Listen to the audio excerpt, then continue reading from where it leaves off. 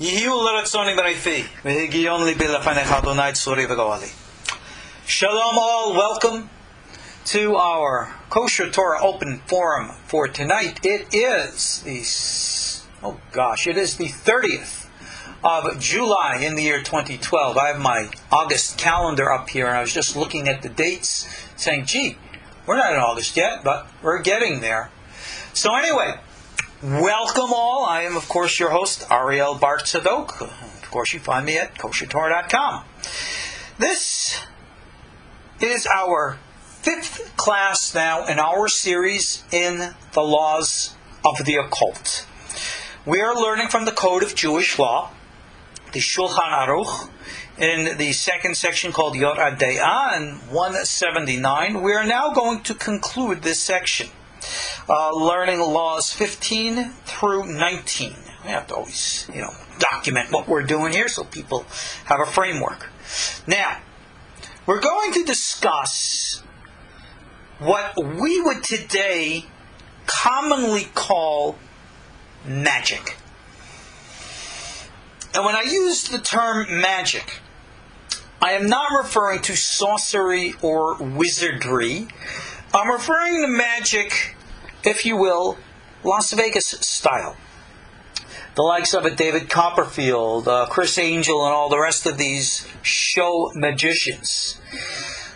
I don't know if any of you have ever watched show magicians before, but man, they come out with some really good tricks.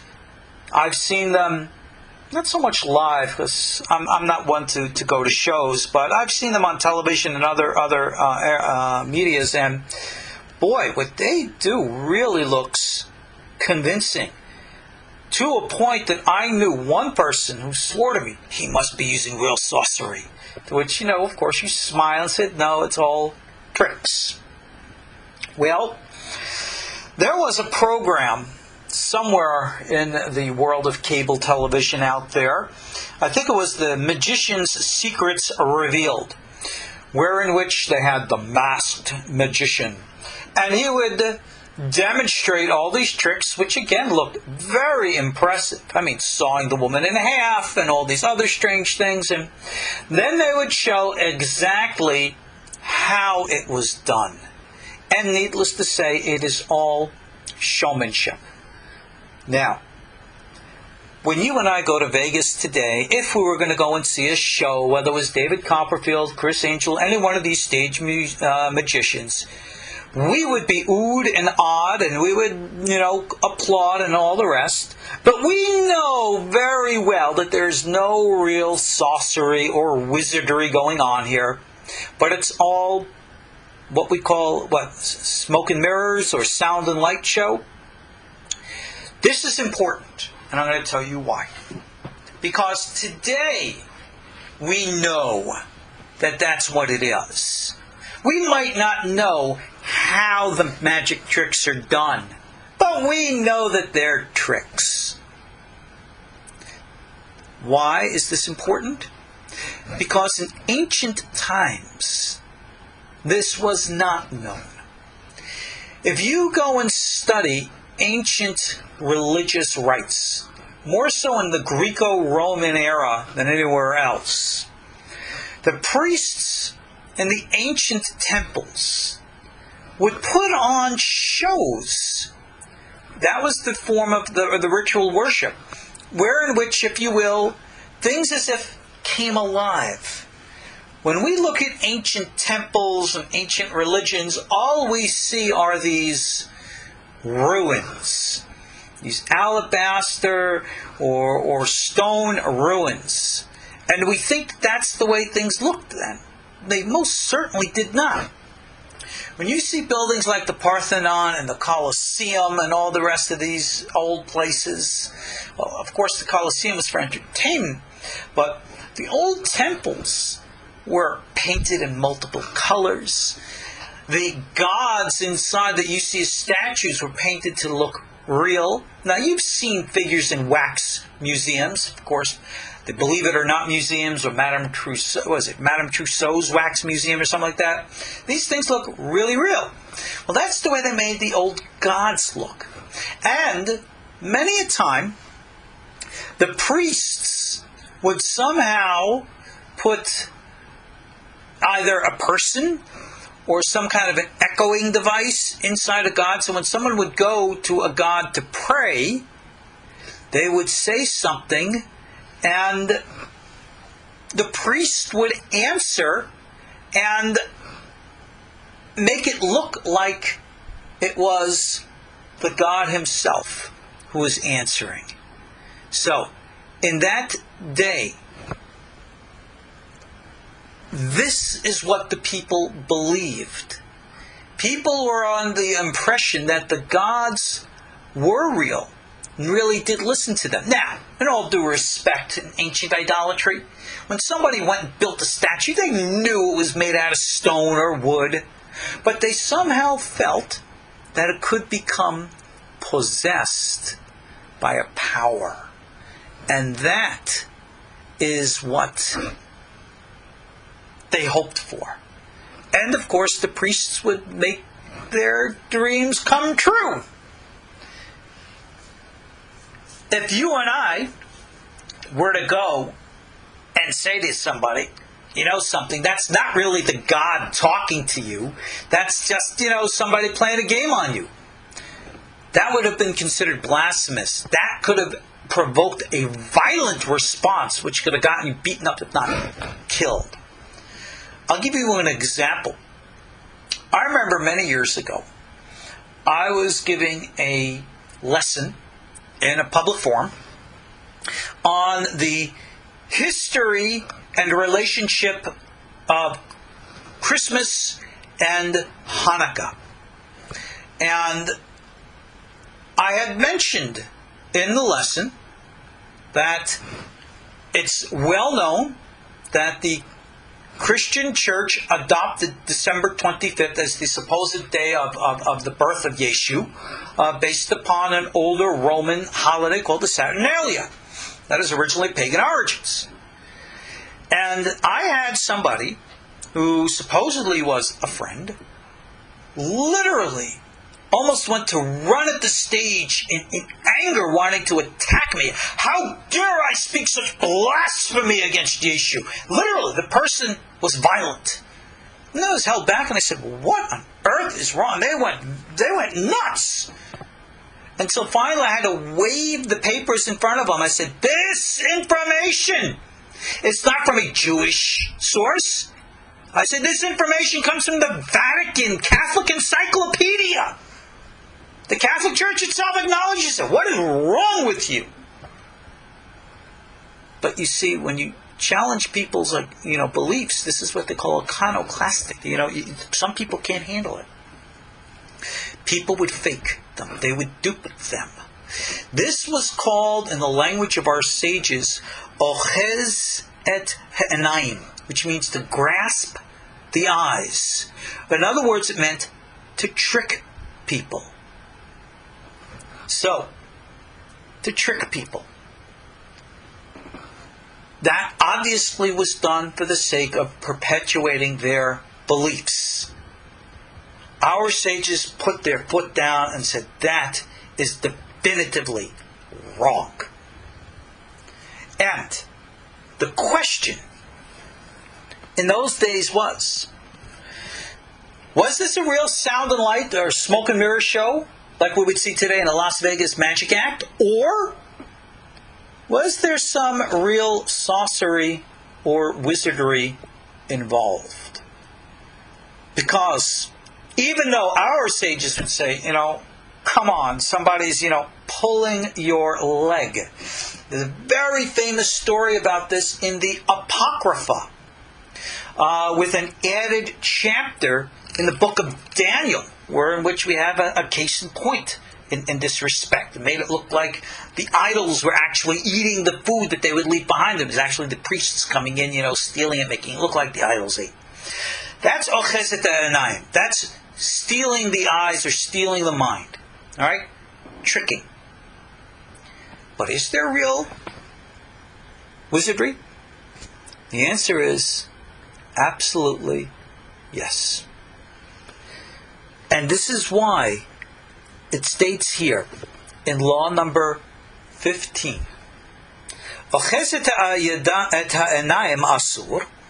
To grasp the eyes, like we've just been saying, is forbidden. However, if one is using the Sefer Yetzirah, it is permissible. And the Ramah adds, not only to make it look like you're doing something, but to even actually do something. Now, this is the issue. Ever since, even before since Torah was given at Mount Sinai, the entire purpose of human evolution on the face of this planet is to evolve beyond our physical forms in the limitations of our primitive minds, to expand and to become the greater creatures that we were meant to be. Going back to the beginning, this is taught very clearly in the Torah of the Arizal. It's echoed in numerous literature thousands of years before that, so the Ari didn't really invent anything here. The original Adamic race was not physical in a body of flesh and blood, but it was in a body of light. And that which we call the original story of the Garden of Eden, it's different from how people interpret it literally. Our sages go to great ends to tell us the stories in Genesis are not literal. And of course, like violent people wanting to jump at stages, they sometimes can't handle that, and that's just too bad. Well, I can't get into the entire issue of the fall in the Garden of Eden. I've discussed that in numerous other material. It's available in my lessons on the book of Genesis. It's again available in MP3 formats on KosherTorah.com. But let me just get back to business here. The purpose of the giving of the Torah at Mount Sinai was to offer us like a lifesaver, a life preserver as we're drowning in the sea, so we can grab onto it and pull ourselves out. Pulling ourselves out of what? Pulling ourselves out of the illusions that this physical world is where it's at. Now, we are here. We're here for a reason. We're here for a purpose. This is our job. But performing our job at this time doesn't make this our home. And therefore, the entire purpose and everything in the Holy Torah was to teach humanity how to evolve. This was what was taught in the original school of the prophets in biblical times. How to expand the human mind. How to go beyond the limitations of the parameters of the physical world of space and time around us. When a prophet went into this reality, it expanded everything around them. And it changed everything. Prophets, therefore, became known as masters of miracles, simply because their mind existed in a quantum state of fluctuation, in which realities were not concrete but fluid, and therefore, based upon the needs of the moment and the time, could change things, even from lead to gold. You know where I'm getting at with that. Prophets did things like this. This was their nature. Even though prophecy ceased with the concealment of the Ark of the Covenant, of course, the connections never ceased. The teachings never ceased. The teachings of how to expand the mind have never been lost. They have been taught and practiced in Torah circles literally in a straight line, what we call a masorah, a tradition, an unbroken chain, from the days of earliest antiquity, probably from Adam, Certainly. Noah, Enoch before him, Abraham after him, Moses to this very day. Prophets, what we call Anashei, the people, I was about to say, people of who could do tremendous things. In our mystical Talmud class, How to Live a Godly Life, we've discussed this in some detail. The lives of people like Honi, the circle maker. Well, these types of things are still done today by those who know how to do it. And I emphasize those who know how to do it are very few and far between. The material, the literature that we have that actually teaches this stuff, when read by people who do not understand it, they never get the picture. And I'll share with you a story. When I was beginning my Kabbalistic studies years and years ago, I had studied the traditional books in the traditional yeshivot, and I'm not going to name drop. But when I went and met my one teacher, and he asked me what I had learned, and I mentioned this book and that book and that book and this book, and then he started to ask me questions. Now I could drop of a hat, bam, ask the question, I got the answer. I was smart in my younger years, not like the old fart I've become today. And his questions kept getting harder and harder and harder and harder, until finally I looked at him and said, wait a second, where are these questions coming from? They're not written in any book. And he said to me words that I will remember to this very day. Beni, עכשיו שאתה למדת מה כתוב בספרים, אני אלמד לך איך להבינם. Translate, my son, now that you learn what's written in the books, I'm going to teach you how to understand it. And my Rebbe and I sat together one-on-one every afternoon for a couple of years. And he showed me how things were understood. And if it wasn't for that key that opened the door, I would have been, like everybody else, reading the books, thinking I understand them, and interpreting what we call the secrets of the Torah, Sodot Torah, in the same academic, intellectual format that intellectual academic people look at everything else. There is, as Rabbi Yosef Chaim, the famous Ben Ish Hai Baghdad says, what we call the Pshat of Sod and the Sod of Sod. There is the intellectual level, and there's the psychic level. It's the psychic level that I so desperately endeavor not only to teach, but to get you guys connected to. And literally, I feel like I'm pulling teeth. I guess maybe that's just the way it is. I've taught the Sefer Yetzirah. Unlike many of the commentaries who try to go into long intellectual and philosophical teachings, I teach you how to use it. I am right now dating myself, writing and teaching an instruction on how to use the name Yud-Kei Vav-Kei, based upon material that I originally released in my book, Call Upon My Name, my first book written over 20 years ago, and new material that I've never before revealed. You'll see it. It's available on KosherTorah.com. But you see, when you learn these matters properly, and you transform your mind and consciousness properly, this was an entirely different special school.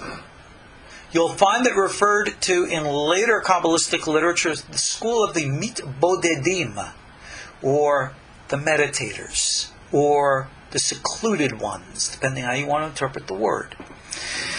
Rabbi Chaim Vital in his Sha'arei Kedusha talks about them, and I have the lessons for Sha'arei Kedusha available special for my live students tonight. For those of you who haven't taken it, you should take advantage of this.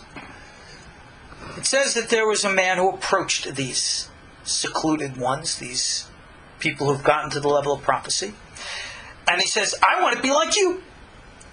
And the master says, oh really? Tell us about yourself. Says, I'm a religious man. I study the Torah. I give a lot of charity. I do all these good things. I am well versed. I am learned. I am ready to go.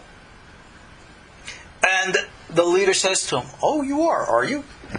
This is what I want you to do. I want you to go to the public market and buy a bag of candy. And then I want you to put up a sign and say, all children who want some free candy, come here and slap me in the face. Slap me in the face and I'll give you free candy. The man is appalled. He says, what are you talking about? I'm an honored, respected man of the community. I have to have my honor, my kavod. I can't do anything like that.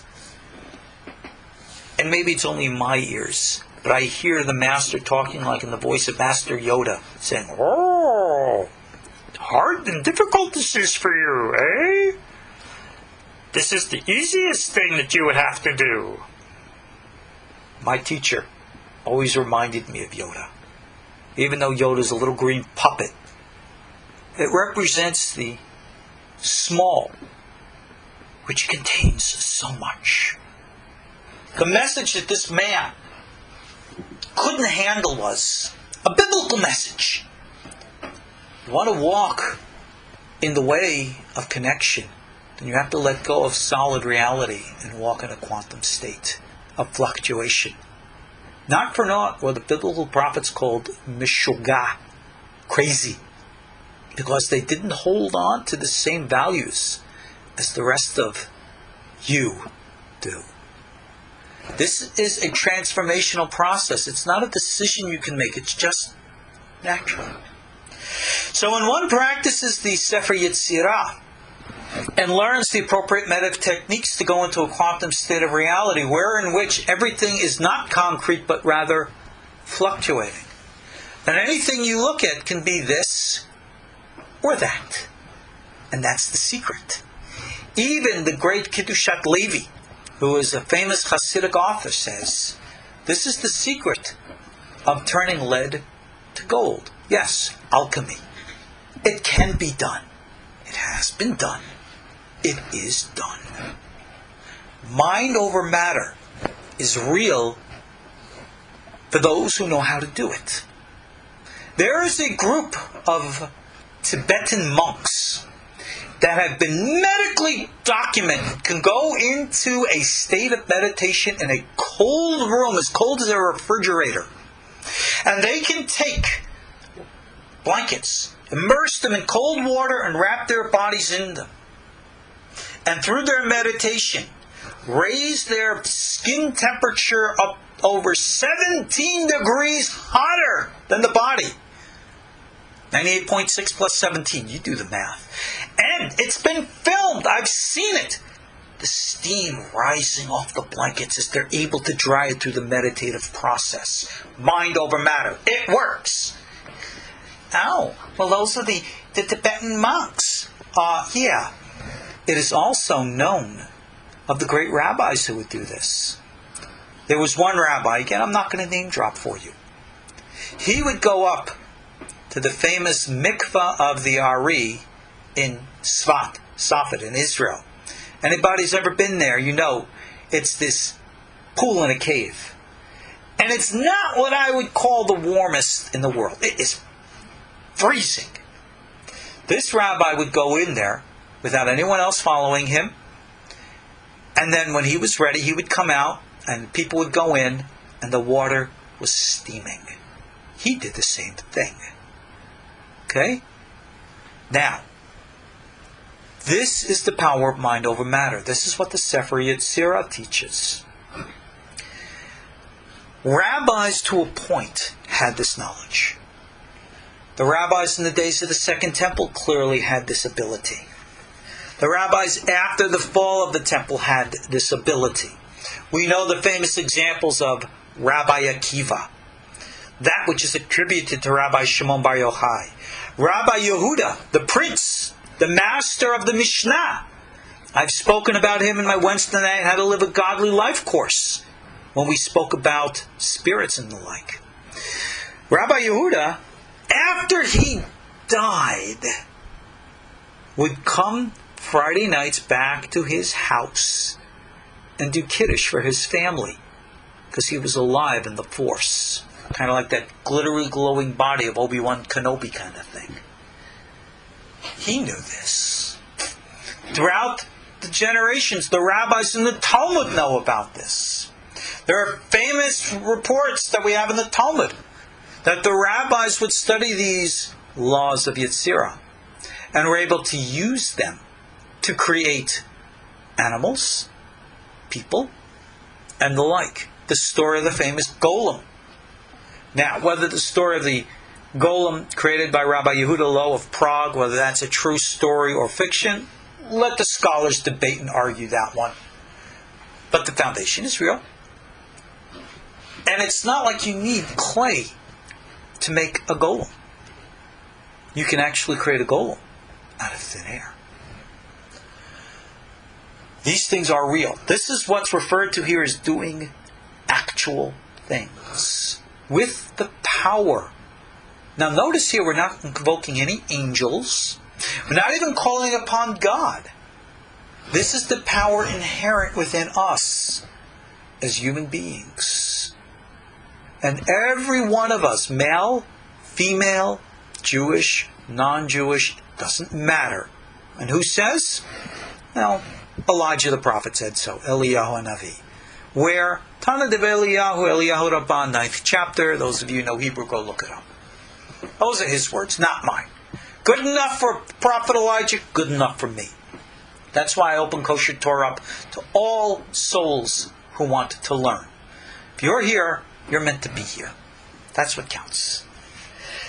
These teachings are not lost. However, something happened. I think I understand what happened. Maybe there's more to it than what I understand, but here we go.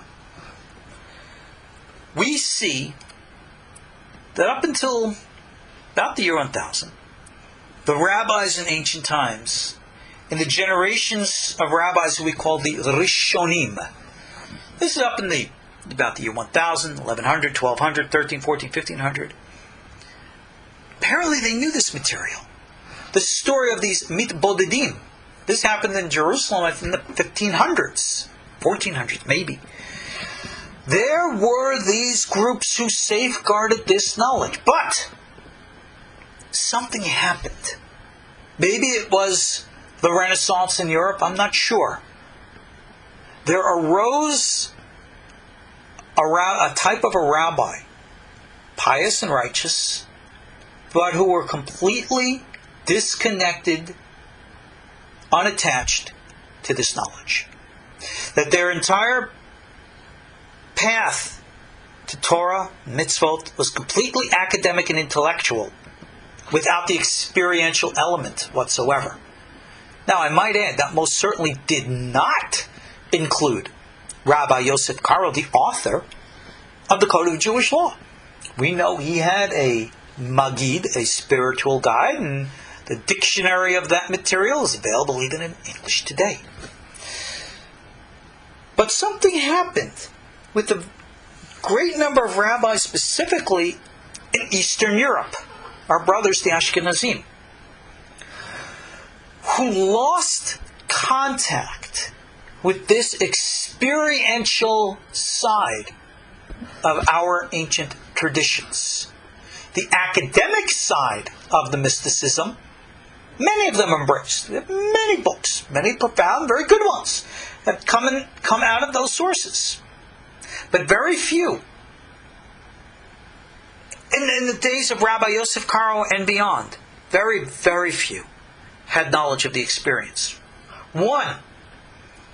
Only one of the most famous, who we can mention, was the founder of the Hasidic movement, Rabbi Israel ben Eliezer. He is the founder of the Hasidic movement. Do you remember what we call him? We call him the Baal Shem Tov. Why? Baal, master, Shem Tov, of the good name. He was called the master of the good name. Why? Because Rabbi Yisrael was not known for his homiletic teachings. He wasn't known for his ethical and moral parables. He wasn't a wandering teacher spreading just joy and love. He was a miracle worker. He had powers and abilities far beyond those of mortal men. And, according to certain circles, he belonged to a certain group of these concealed ones.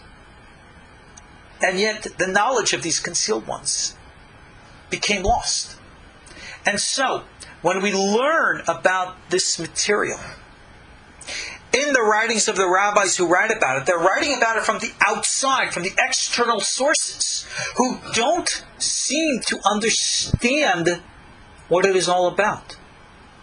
So, when the code here says, stealing the eyes, tricking people is forbidden, but by the Sefer Yetzirah it's permitted. Well, you're never tricking people by the Sefer Yetzirah. The Sefer Yetzirah can create imagery in people's minds, yes.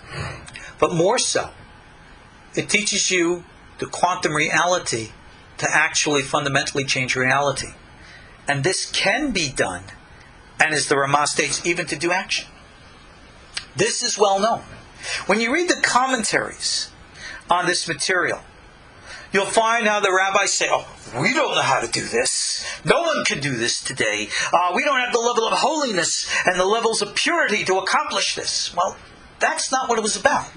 In all due respect, the rabbis were saying these words, claiming that they don't have the holiness and the purity. Sure they do. The rabbis who wrote these words are as holy and as pure as those who came before them. What they lacked was the knowledge. They were, unfortunately, not in that circle that they knew. And it's a shame. In my opinion, it's heartbreaking. Because if they had this knowledge, and I'm not the first to say this, when the Nazis came to power, they would have known how to handle them. Just like the rabbis in the land of Israel did. So, this is what we have to deal with. We have generations now, centuries of rabbis, more so of the Eastern European persuasion, who write commentary about academic, intellectual matters, because they have no experiential knowledge of these things. Again, with very rare and few exceptions. And they are out there. I mean, you might have heard of the famous book of the angel Raziel. Many of you might not be familiar with the famous book of the angel Raphael. I teach some things from that book from time to time. Many of these texts of practical usages have always been there. I endeavor to teach them. Now, we're going to go off into a different topic. It's again a topic which these great and holy sages knew the laws of, but never knew the reality underlying them. You had rabbis like Maimonides, who I think must have known about the ancient mystical traditions, because I see it echoed in his Guide to the Perplexed. I see it echoed in his Laws of the Foundations of Torah, which again are available on KosherTorah.com. And yet, he seems to deny certain things which contradict our sages themselves. And this has opened a door for many who therefore attack our sages, even in the religious communities, and lead them to conclusions about reality which are fundamentally flawed. When the rationalist says, I only believe what my eyes can see, I have said over and over again, gee, what a prison your mind must be. Because if you said those words in the years 1812, look how limited your understanding of the reality would be.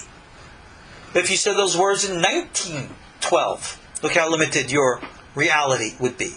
And now you're going to say these words in 2012, and you don't think your reality is equally limited? God bless us. Life should go on. Time should move on. Without destroying ourselves. What do you think technology will advance to in the year 2112? 2212? 3212? Can you imagine? We can't even think that. We can't even imagine. And yet, all that will be discovered is already there right now. We just haven't seen it yet because we don't know how to look. Well, one of those things that our sages have spoken about, echoed in the words of the Bible, certainly echoed throughout Talmudic and other literature of the time, Qumranic literature and everywhere else, is that we are not alone on our planet. We are not at the top of the food chain. We are not alone here on this planet. We're not the only intelligent race. There are others. In ancient Greek literature, they were called daemons. We call them today spirits, simply because their physical makeup is in some ways different from us. This is an intentional pause here because I'm trying to say how much should I reveal and how much shouldn't I reveal. Well, let's open up. God created other species. Today we call them demons.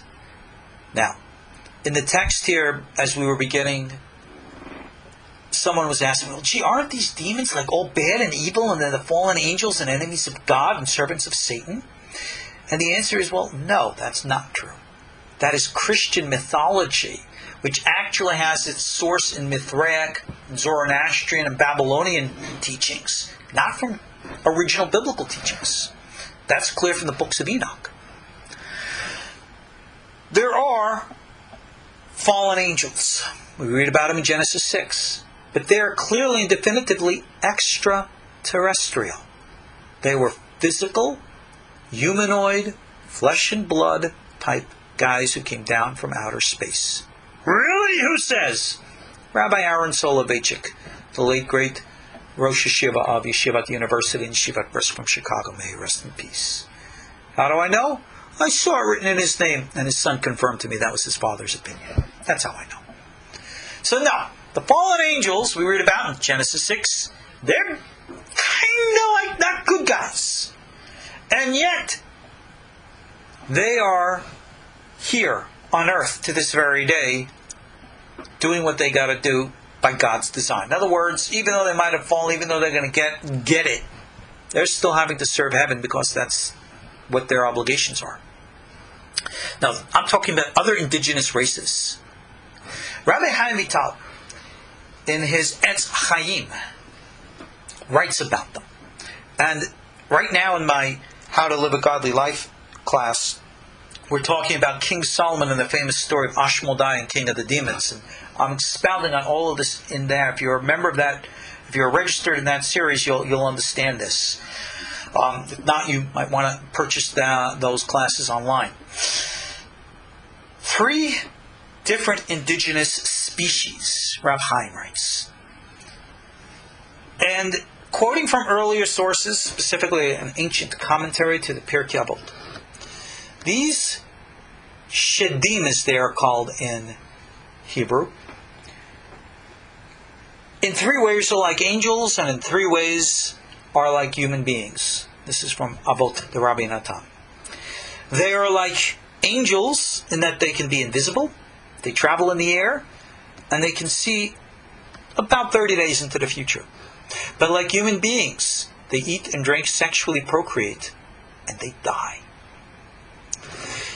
Out of these 3, 2 of them are considered to be harmful to humanity, like wild animals out in the field, and they will take advantage if they can, because they look at human beings as sources of food.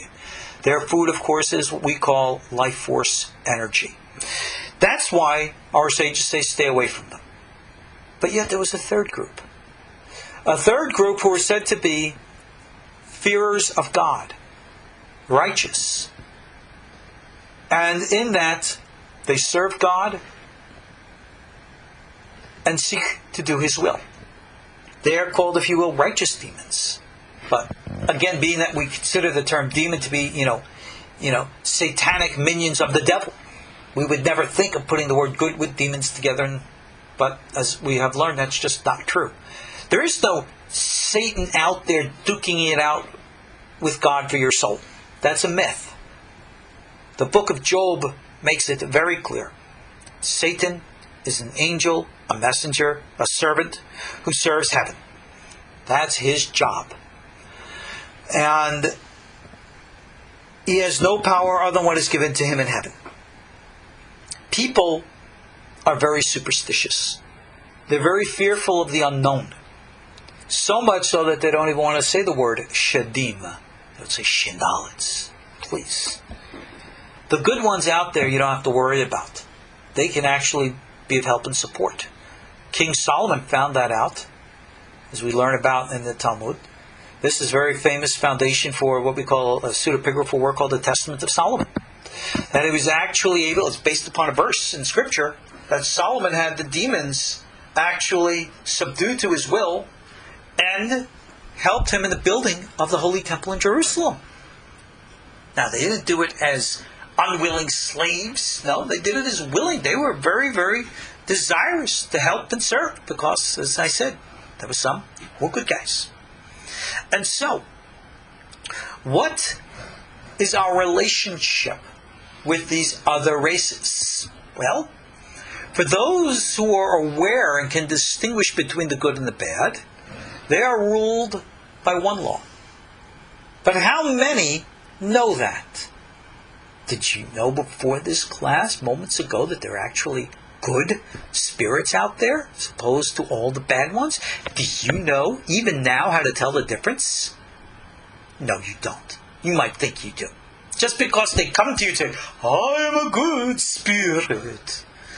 The ones who come to you and say, I'm a good spirit, those are the ones you got to watch out for first of all.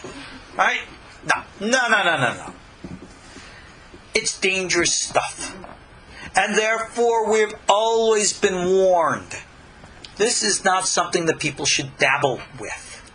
We read and learned about the famous story of Rabbi Yosef Delarina, who sought to attack the harmful forces to subdue them to his will. And how they fought back. And how he lost. Go online. You can get the MP3 learning series about that. Even though it's not a special for tonight, if you're interested, I'll get you a deal on it. Code of Law, Law 16 states, Ma'aseh shedim asur. Acts with demons are prohibited. Can we actually, through sorcery, invoke demons, good or bad?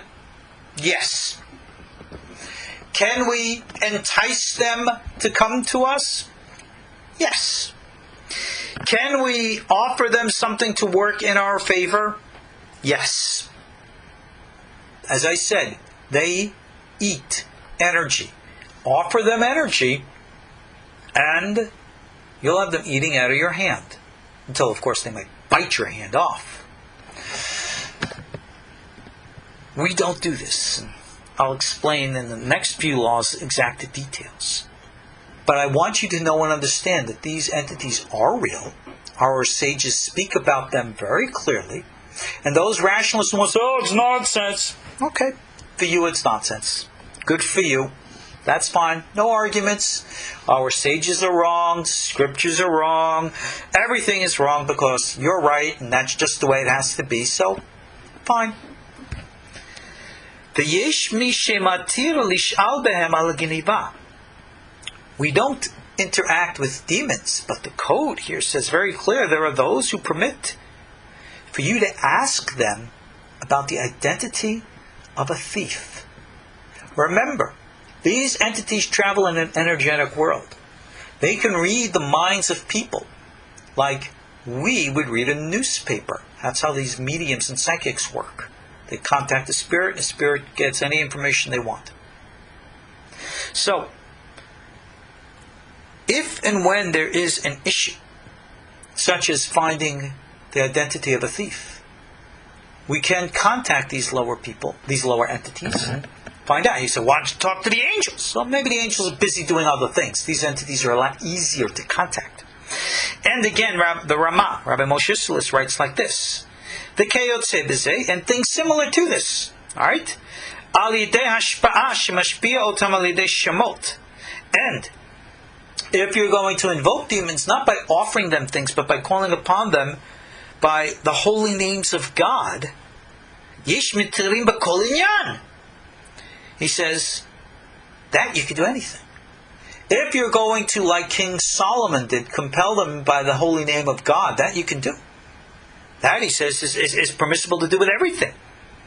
And he even says that comes from Rabbi Yosef Karo himself.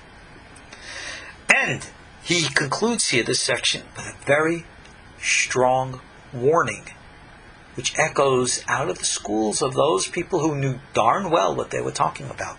Makom makom, rov ha'asokim bezeh, eda niftari mehem b'shalom. That therefore the majority of people who deal with this kind of stuff, they don't exit from this in peace. Alright? Al ken shomer nafsho yirhak mehem. Therefore, guard yourself. Stay away.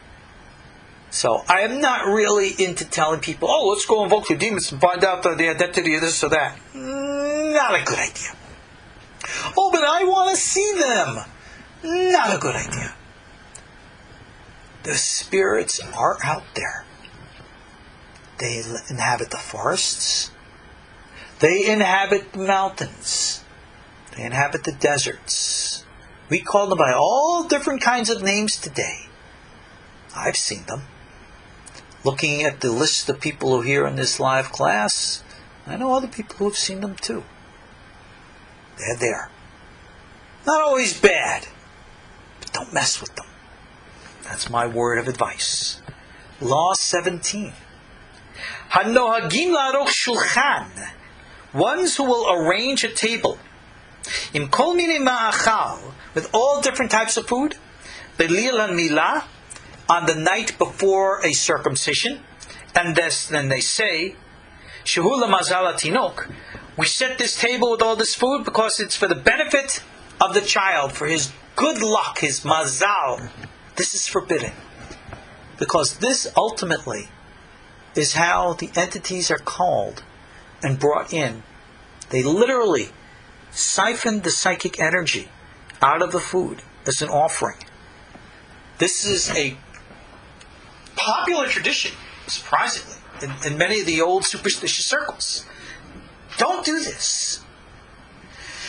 This is also the foundation why, if and when you're ever involved in any practice which requires putting even things as simple and benign as fruit or flowers on an altar, which makes it forbidden.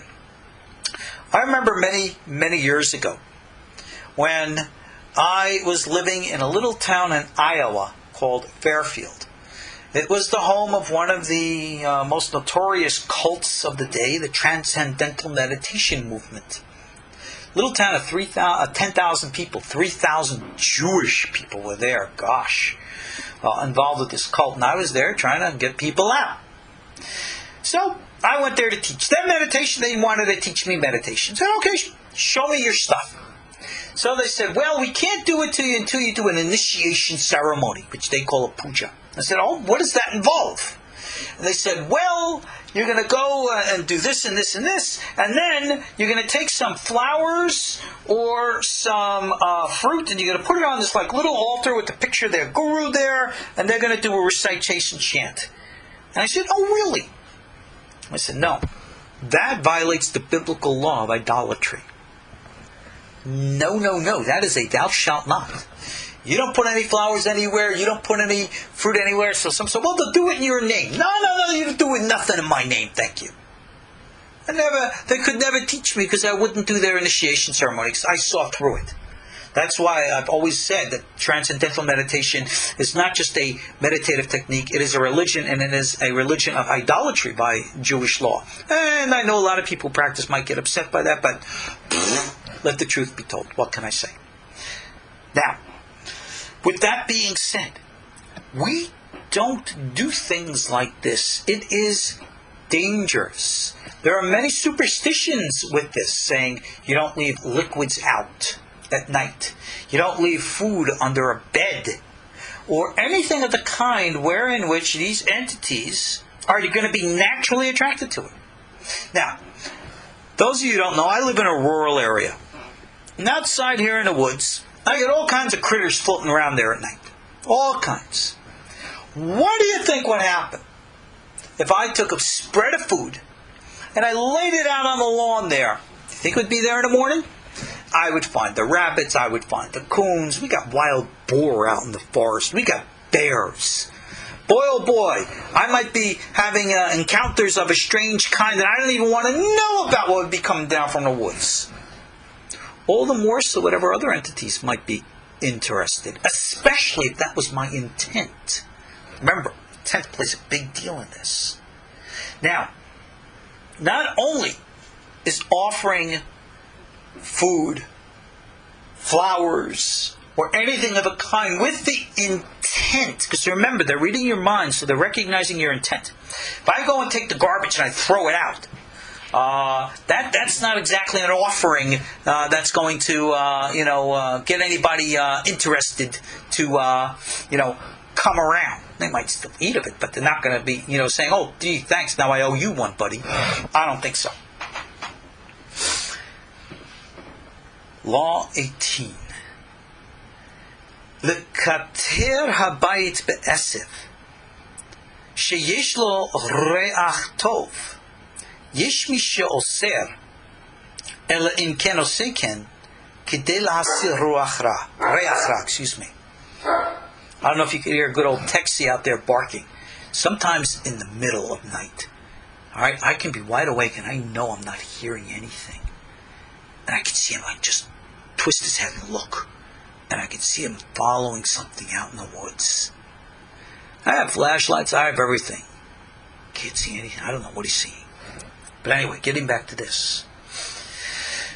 To burn incense in your house, a good smelling fragrance, there are those who forbid you to do it, other than if and when you're doing it specifically for the case of getting rid of a bad smell.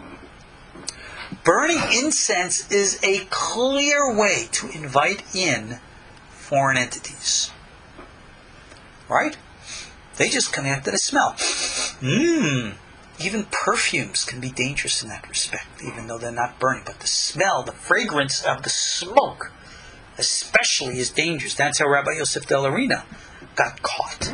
So be very, very careful when you offer incense. Many people never think, and I wrote an essay about this, it's on KosherTorah.com, entitled, Is Your Incense Kosher? Are you allowed to burn incense? Of course you are.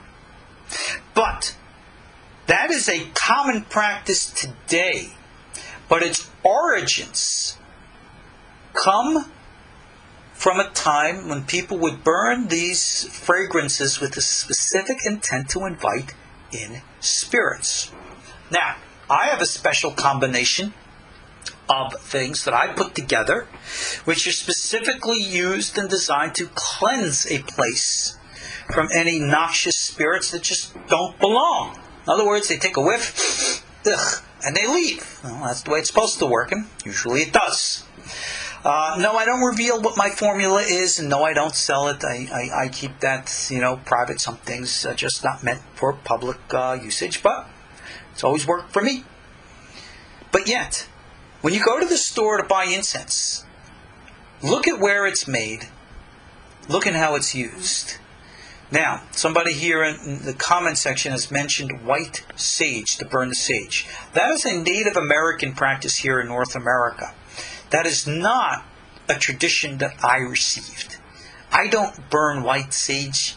I don't know really what it does. In all due respect, it's not like I go up to the spirits and say, "Hey, smell this. Tell me what you think." We're not that intimate with one another. In all due respect,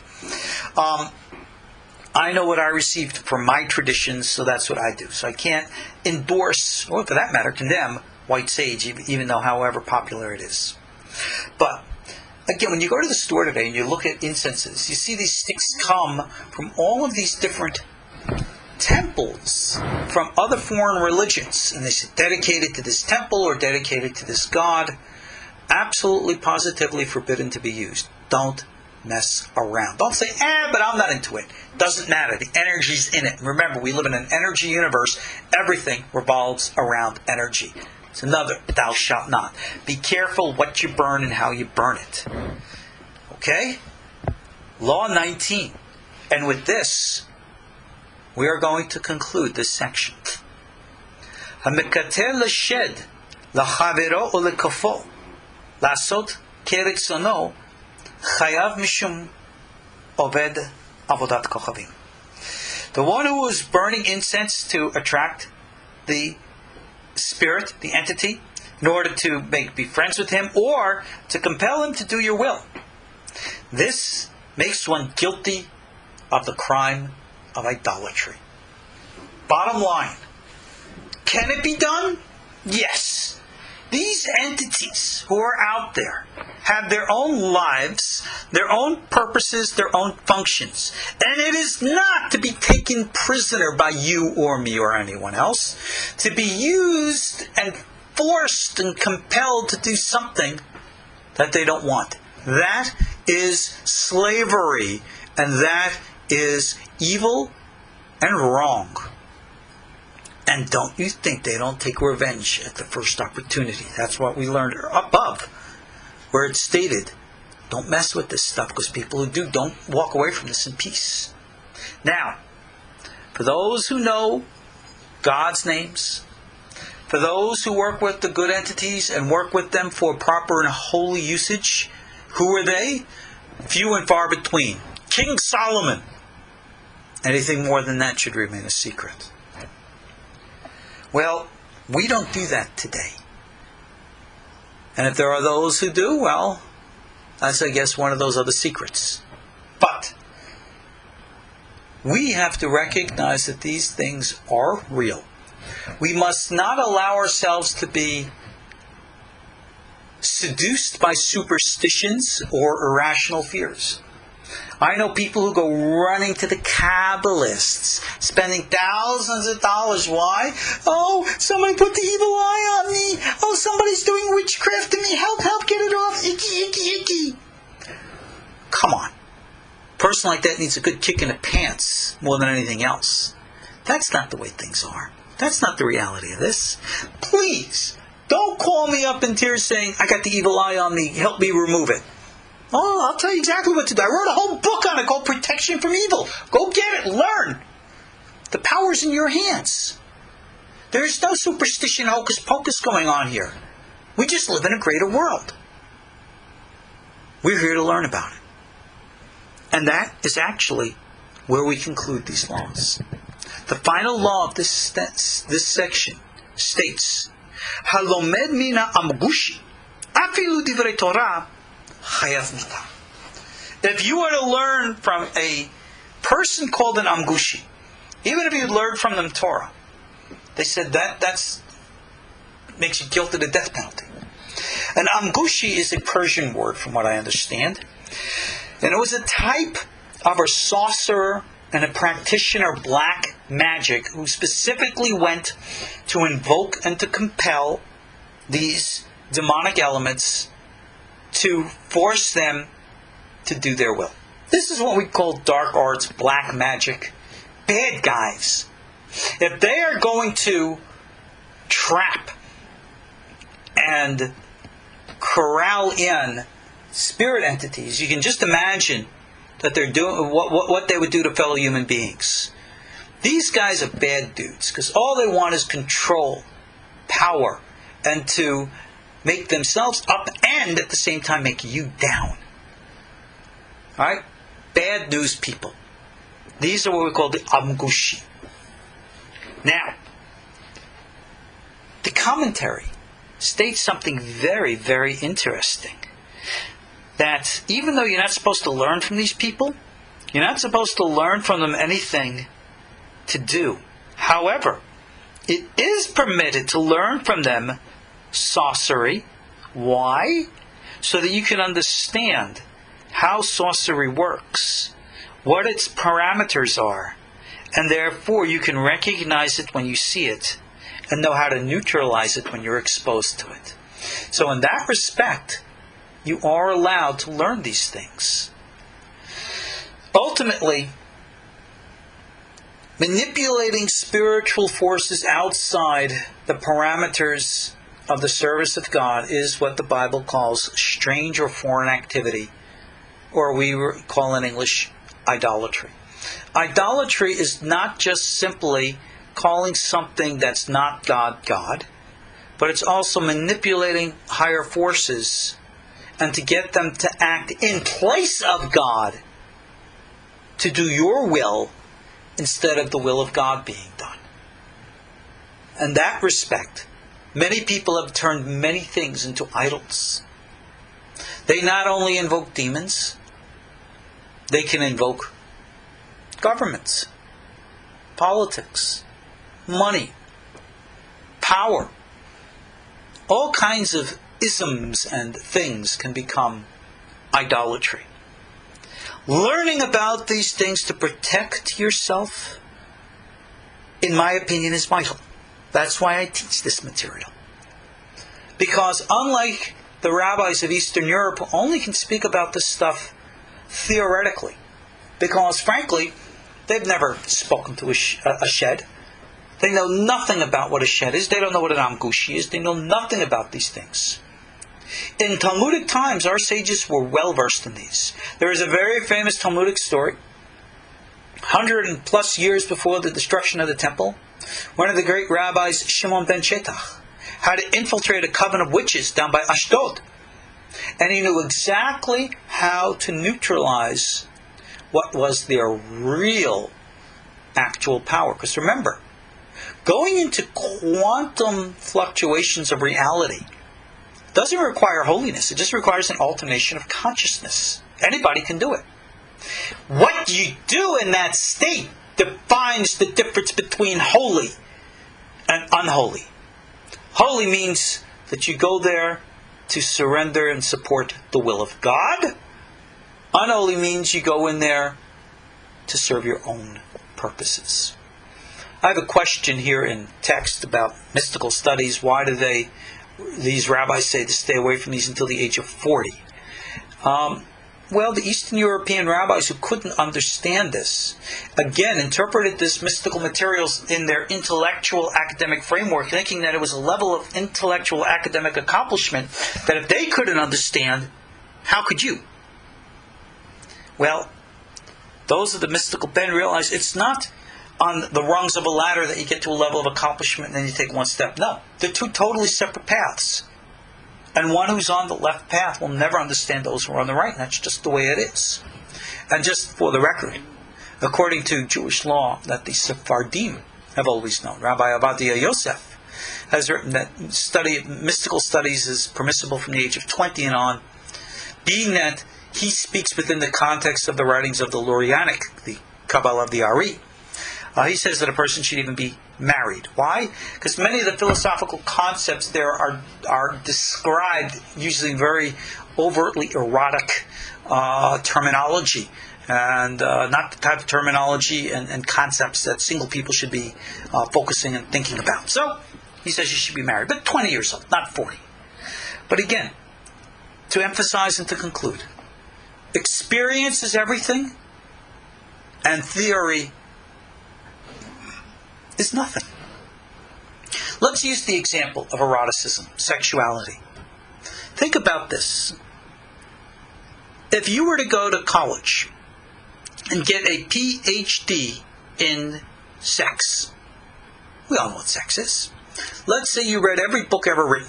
You know all about the biology, you've read every dirty book, every dirty poem, you've seen all the dirty movies, and yet you have never had any physical contact with a member of the opposite sex. You've never had any kind of sexual arousal or ejaculation of any kind. What good is all that PhD level knowledge that you have accomplished in compared to one who has actually had the experience of the coupling and the physical doing? Who knows more? And you can say, well, the types of knowledge are different. Who knows more? Who knows what it's really all about? Obviously, you must admit, the one with experience knows a lot more than the one who doesn't. The one who has no experience knows a lot, but he just doesn't get it. Because he just can't see, can't grasp, can't know. That's what it is with this material. The laws of the occult govern relationship. But a point that's made throughout here is that the authors of these laws were people of experience who culled these laws over centuries based on experience, who know what they're talking about and know whom they're talking to. So ultimately, their words are not just wise advice. They're not called laws for nothing. They're there to keep us safe, and therefore incumbent upon us to pay attention, to learn and to observe. And I pray that as we evolve and grow and mature and become that which we are meant to be, beings of luminescent light, not just beings of flesh in this crude matter, we will know, we will experience, we will understand, we'll see with our own eyes. That's everything that I teach at KosherTorah.com. I want to thank you all for joining me for this series. And as God be willing, I'll see you in our next class. Thank you again. God bless you all. Shalom. God bless you all. Shalom. God bless you all. Shalom. God bless you all. Shalom. God bless you all. Shalom. God bless you all. Shalom. God bless you all. Shalom. God bless you.